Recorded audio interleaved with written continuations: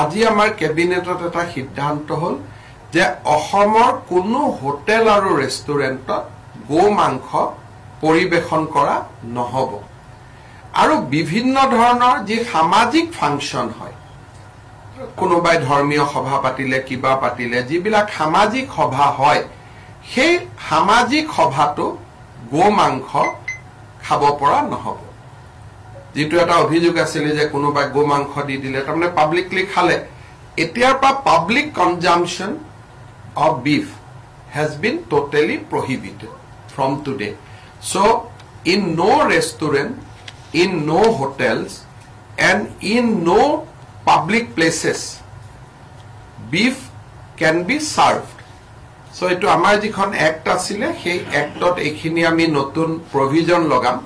Aru moi bhabu je ei provision by ei ব্যবস্থায় amar jito originally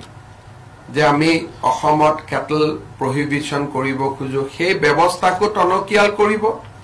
আৰু ৰকিবুল হুসেন আৰু ভূপেন বৰাই যিখিনি বিচাৰি আছিল ডাইৰেক্টলি ইনডাইৰেক্টলি হেখিনি তো অলপ আগবাঢ়ি যাব